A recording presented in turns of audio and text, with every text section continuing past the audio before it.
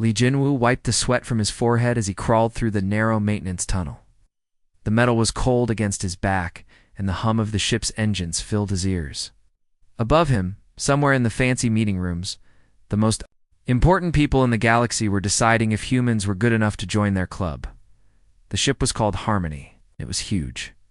Jinwu had been fixing things on this ship for 2 years now. He knew every pipe, every wire, every hidden corner. But he had never been invited to the important parts of the ship. Those were for smart people, important people, not for someone who just fixed broken things. Through the walls, he could hear voices from the big meeting room. The aliens spoke in their strange languages, but the computer translated their words into his earpiece. "Humans are too emotional," said a voice that sounded like buzzing insects. That was the Kreeth Jinwu knew. They looked like giant bugs and thought with one shared mind. "They live such short lives," said another voice, soft and musical. The Solani always sounded like they were singing, even when they were being mean. "What can they possibly offer us?" "Their technology is primitive," added a third voice, deep and rumbling. The Vorthok were tall and covered in blue scales. They thought they were better than everyone else. Jinwu sighed and kept working. He was used to being ignored. Back on Earth, he had been just another repairman.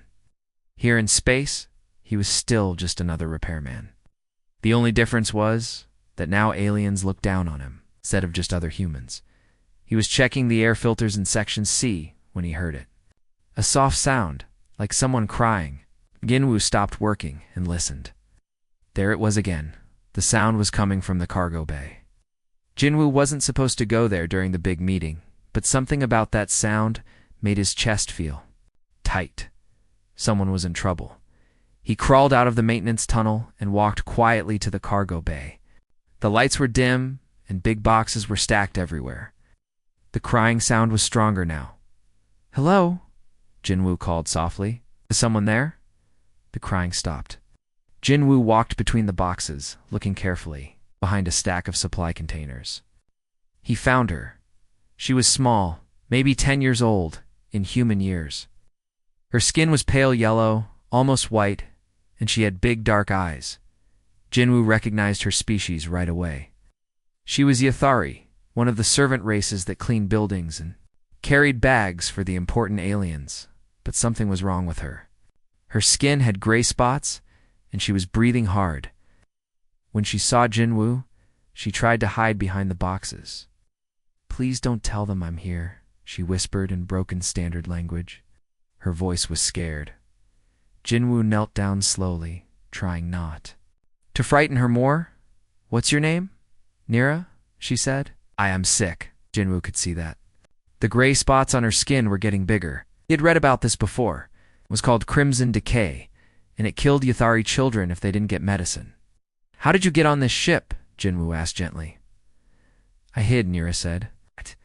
"When the important people came to the station, I hid in their boxes. I thought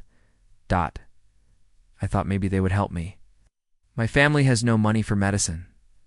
Jinwu's heart felt heavy. He understood why she had done it. When you're dying and no one cares, you do desperate things. "Wait here," he said. "I'm going to get help."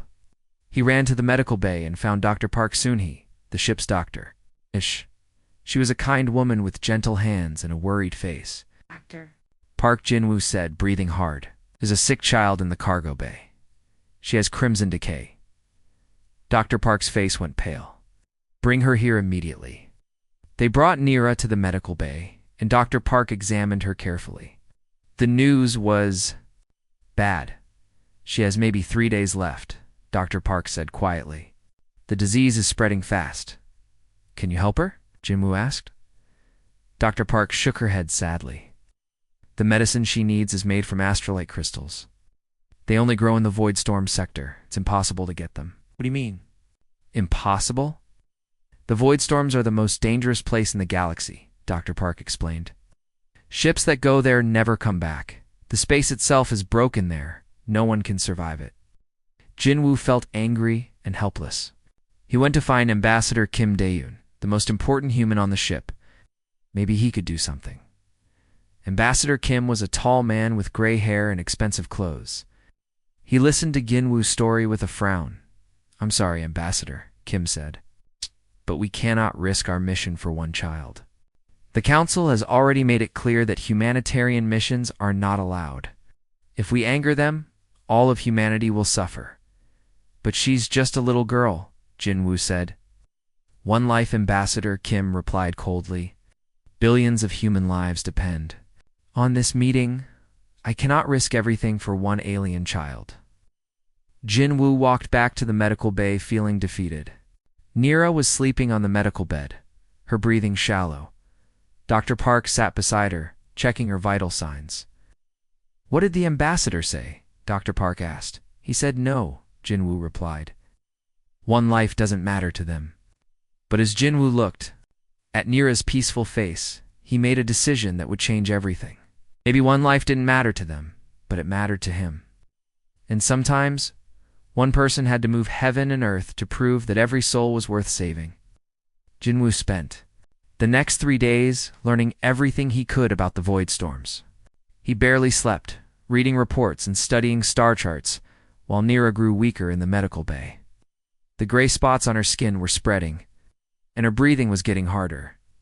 Every report about the void storms told the same story. 17 ships had tried to enter that terrible place. None had come back. The space there was broken, twisted by forces that no one understood. Ships were torn apart by gravity that changed direction every second. Energy storms fried all the electronics. Some reports said that space itself forgot how to exist there. But Ginwoo kept reading. He was not a smart man like the scientists, but he was good at fixing things. And when something was broken, there was always a reason why. "You look terrible," said Dr. Cho Minho, the ship's physicist. He found Ginwoo in the computer lab at 3 in the morning, surrounded by data screens. "I'm trying to understand the void storms," Ginwoo said without looking up. Dr. Cho sat down beside him. "Why? Even if we could get there, it would be suicide." "Look at this," Ginwoo said, pointing to the screen. Every ship that went there used the same plan. Big shields, powerful engines, lots of armor. They tried to fight the storms. "That's the logical approach," Dr. Cho said. "But what if fighting is the wrong answer?" Ginwoo asked. "What if we need to work with the storms instead of against them?" Dr. Cho looked at the data more carefully. "What do you mean?" Ginwoo pulled up a video of water flowing around rocks in a river. When water hits a rock, it doesn't try to break. Through it goes around. It finds the path of least resistance. "You're talking about adapting to the chaos instead of resisting it," Dr. Cho said slowly. "But that would require systems that can change constantly. The computing power needed would be enormous." "What if we don't use computers?" Ginwoo asked. "What if we use human instinct?" Dr. Cho stared at him. "It's crazy. No one can navigate pure chaos." "Humans do it every day," Ginwoo said. "When you're driving in bad weather, you don't calculate every movement. You feel your way through. You adapt." "But this is space," Dr. Cho protested. "One mistake and you're dead." "One mistake and Nira is dead anyway," Ginwoo replied. Dr. Cho was quiet for a long moment. Then he said, "Show me your plan." Ginwoo had been working on modifications to a small scout ship. Instead of heavy armor, he wanted flexible hull plating that could bend with the gravitational forces. Instead of fighting the energy storms, he wanted to use them for power. Instead of rigid navigation, he wanted systems that could adapt in real time. "This is insane," Dr. Cho whispered, but his eyes were bright with interest. "It might actually work." "Need help," Ginwoo said. "I can't do this alone." The next day, Navigation Officer Jung Murray joined them.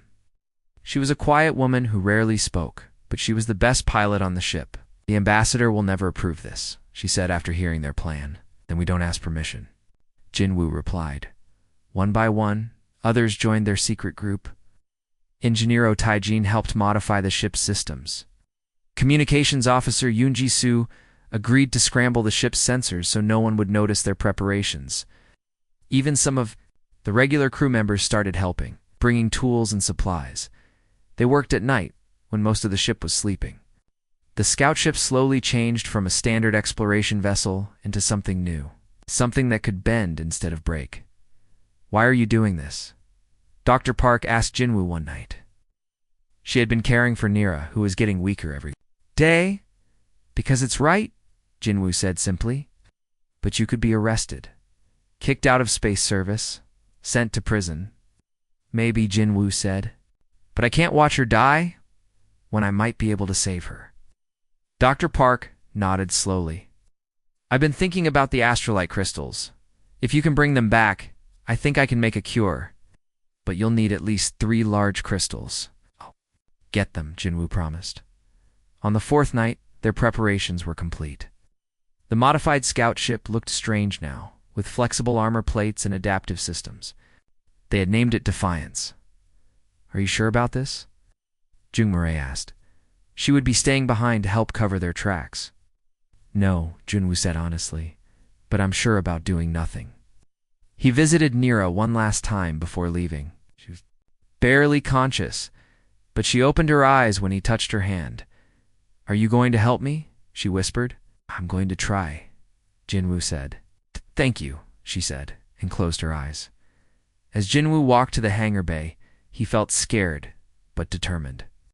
Everyone said the void storms were impossible to survive. Everyone said one life wasn't worth the risk. Everyone said he was just a maintenance worker who should know his place. But sometimes, the impossible became possible when someone cared enough to try. Sometimes, moving heaven started with one person refusing to give up. The Defiance was waiting for him, strange and beautiful in the dim hangar lights. It was time to find out if human stubbornness could survive where logic had failed. The Defiance separated from the Harmony in the middle of the night shift. Jinwoo had sent a message to the ship's communication system before leaving. It would broadcast to everyone in 30 minutes, giving him time to get away. This is Lee Jinwoo, his recorded voice would say. You tell us that one soul doesn't matter, that saving one life isn't worth the risk. I'm going to prove you wrong now. He was alone in space, flying toward the most dangerous place in the galaxy. The Defiance felt different from other ships he had flown. The modified systems hummed with a strange energy, and the controls responded to his touch like a living thing. For 6 hours, he flew through normal space. The stars looked peaceful, and space felt safe. But ahead of him, the void storms were waiting. He saw them first as a dark cloud that seemed to eat the stars. Then his instruments started going crazy. The gravity detector spun wildly. The energy sensors screamed warnings. The navigation computer kept showing error messages. Is it? Jinwoo said to himself. Time to find out if I'm brave or just stupid. He entered the edge of the storm, and immediately everything changed. The ship shook violently as gravity pulled it in 3 different directions at once. Lightning made of pure energy crackled past his windows. Space itself seemed to twist and bend around him. His instruments died one by one. The gravity detector exploded in sparks. The navigation computer went black. Even the basic sensors stopped working. Jinwoo was flying blind into chaos, but that was exactly what he had planned for. He closed his eyes and felt the ship around him. The Defiance was shaking, but the flexible hull was bending instead of breaking. When gravity pulled the ship left, Jinwoo didn't fight it. He turned left and used the pull to gain speed. When energy lightning struck the ship, the modified systems absorbed it and turned it into power. When space twisted around him, Jinwoo twisted with it, riding the wave of broken reality like a surfer. On a cosmic ocean, it was terrifying and beautiful at the same time. Colors that had no names painted themselves across his vision. He heard music made of starlight and felt emotions that belonged to distant worlds. The storm was not just weather. It was alive, and it was trying to understand him. Hours passed, or maybe minutes. Time worked differently in the void storms. Jinwoo lost track of everything except the feeling of the ship and the rhythm of the chaos around him. He was not thinking anymore, just reacting, adapting, surviving. Then he saw something that made his heart stop. Through the swirling energy, he saw the wreckage of other ships. Dozens of them, maybe hundreds, all twisted into impossible shapes. They had tried to fight the storm and lost. But Jinwoo was not fighting. He was dancing. The Defiance spun through a maze of broken metal and scattered debris. Each piece told a story of failed courage, of people who had tried to bring order to chaos. Jinwoo felt sad for them, but he also felt something else's determination. He was going deeper into the storm than anyone had gone before. The chaos was getting stronger, more violent. Reality itself seemed to be falling apart around him. He saw things that could not exist, colors that were also sounds, gravity that flowed like water, time that moved backward. But through it all, he held on to one thought: Nira's face, her frightened eyes, her whispered thank you. That memory was his anchor in the storm of madness. Finally, after what felt like forever, he found the eye of the storm. It was a place of perfect calm in the center of the chaos. And there, growing from walls of pure energy, were the astrolite crystals. They were beautiful beyond words. Each crystal was the size of a person, glowing with inner light that seemed to contain the birth and death of stars. They pulsed with a rhythm like a heartbeat, and Jinwoo could feel them calling to him. He landed the Defiance on a platform of crystallized space-time and put on his environment suit. The crystals were warm to the touch, and they hummed with power. Jinwoo carefully cut 3 large pieces with his mining laser, and each piece felt alive in his hands. As he worked, he realized something amazing. The void storms were not just a natural disaster. They were a barrier, a wall built to keep something terrible locked away. The crystals were part of that wall, and by taking them, he was weakening it. But he had to risk it. Nira was dying, and these crystals were her only hope. The journey out of the storm was even worse than the journey in. The chaos seemed angry now, as if it knew what he had done. Gravity grabbed the ship like giant hands trying to crush it. Energy lightning struck. Again and again, overloading the power systems, but the Defiance held together, and Jinwoo held on. He rode the waves of madness back to the edge of normal space, where stars were just stars, and gravity only pulled in one direction. When he finally escaped the void storms, he was exhausted, but alive. The astrolite crystals glowed softly in the cargo hold, and Jinwoo smiled for the first time in days. He had done the impossible. Now he just had to get home before it was too late to save the one soul that mattered. When the Defiance limped back to the Harmony, Jinwoo could see that something was very wrong. Emergency lights were flashing on. The big ship and dozens of smaller ships were flying around it like angry bees. Communications Officer Yoon Ji-soo met him at the docking bay. Her face was pale and worried. "Jinwoo, thank the stars you're alive," she said. "Your message caused chaos. The Council is furious. They're talking about banning all humans from the galaxy forever." "What about Nira?" Jinwoo asked, carrying the glowing astrolite crystals. "She's still alive, but barely. Dr. Park is waiting for you in the medical bay." As they hurried through the corridors, Jisoo explained what had happened. When Jinwoo's message played, the alien council members had been shocked and angry. Dare a lowly human maintenance worker disobey orders? Ambassador Kim was in serious trouble, and the entire human delegation might be sent home in disgrace. But that was not the worst news. "Something else happened when you entered the void storms," Jisoo said. "Our long-range sensors detected massive energy signatures. Something big is moving toward the inhabited systems." They reached the medical bay, where Dr. Park was waiting with worried eyes. Nira lay on the bed, her skin now more gray than yellow. She was unconscious and breathing very slowly. "You got them," Dr. Park said, looking at the crystals with amazement. "I've never seen astrolite this pure. This might actually work." While Dr. Park began preparing the medicine, Dr. Cho Minho burst into the room with a data pad in his hands. "Jinwoo, you need to see this," he said. "I've been analyzing the energy. Readings from when you entered the void storms. They're not random cosmic events like we thought." He showed them images on a screen. The void storms look different now, more organized, like they had a purpose. "The storms are artificial," Dr. Cho explained. "They were built by someone a long time ago. They're not just dangerous weather. They're a prison." "A prison for what?" Jinwoo asked. Dr. Cho's face was grim. "Something that eats reality itself. The ancient race that built the storms called them devourers. They exist in the spaces between dimensions, and they consume everything matter, energy, even the concept of existence. Suddenly, the ship's alarms began blaring. Captain Li Haiyanhua's voice came over the communication system. All personnel, 2 emergency stations. We have confirmed reports that 3 star systems in the Outer Rim have gone completely dark. Not destroyed, they simply no longer exist. The medical bay fell silent, except for the sound of Nira's labored breathing. When I took the crystals, I weakened the prison, Jinwoo said quietly. I let them out. Couldn't have known, Dr. Park said gently. You were trying to save a life. Now billions might die because of it, Jinwoo replied. Dr. Cho was studying his datapad again. Wait, there might be hope. Look at these readings from the crystals you brought back. The astrolite was not just glowing, it was pulsing with a complex pattern of energy. As they watched, the patterns became more organized, more purposeful. The crystals aren't just for healing, Dr. Cho said excitedly.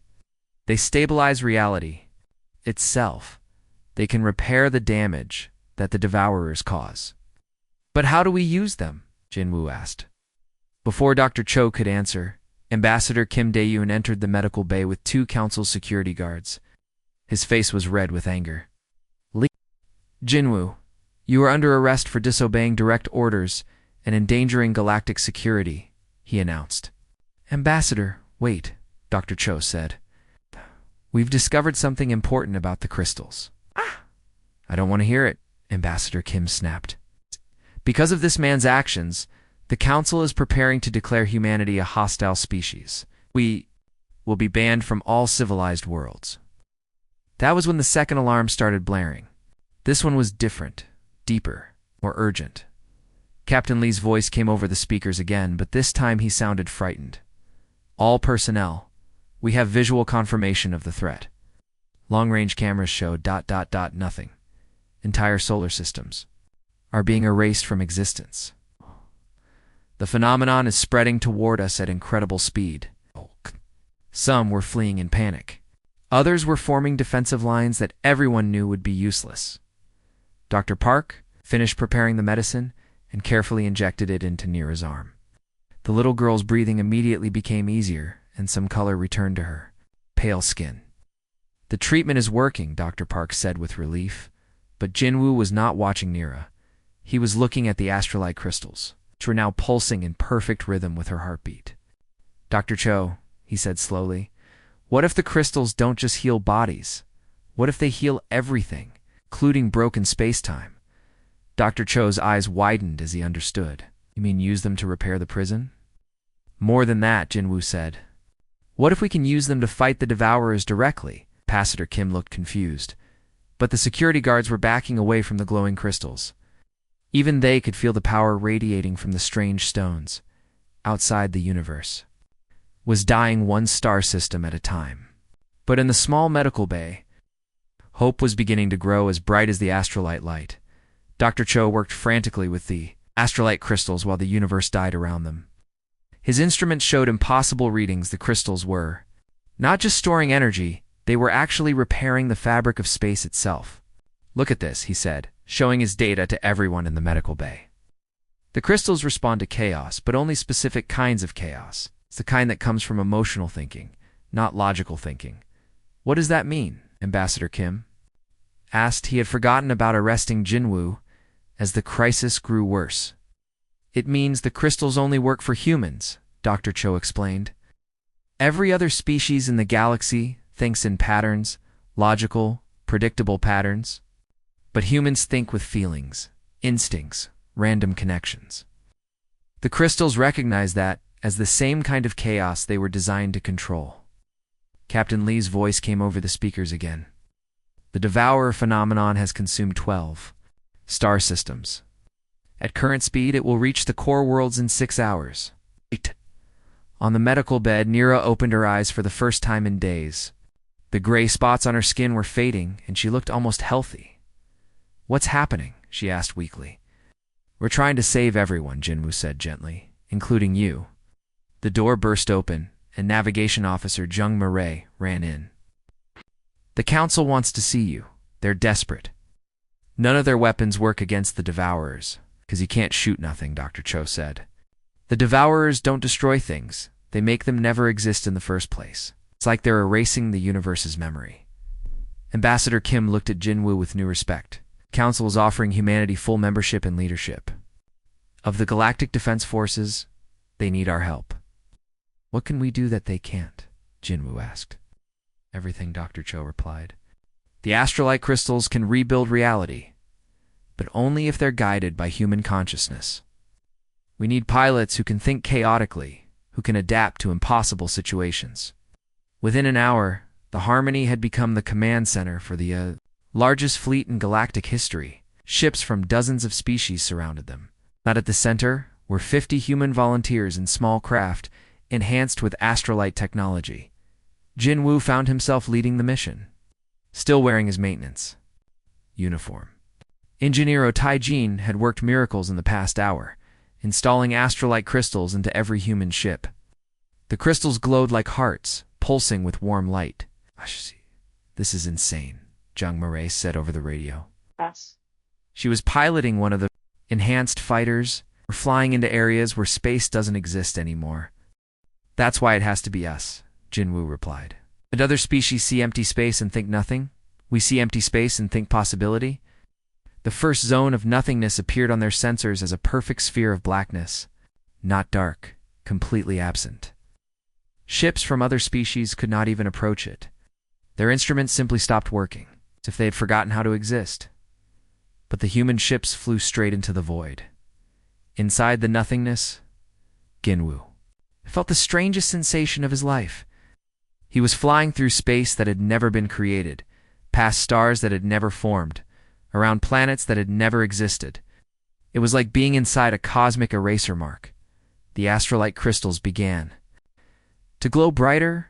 Following his instincts, Jinwoo reached out with his mind and touched the crystal's surface. Immediately, he felt connected to every other human pilot in the fleet. I can feel you all, Kim Jung Marais' voice, full of wonder. We're thinking together. Use that connection. Dr. Cho's voice came from the Harmony. Remember what should be there. The crystals will make it real again. It was the hardest thing Jinwoo had ever done. He had to imagine entire solar systems back into existence. Remember stars and planets and moons that had been erased from reality?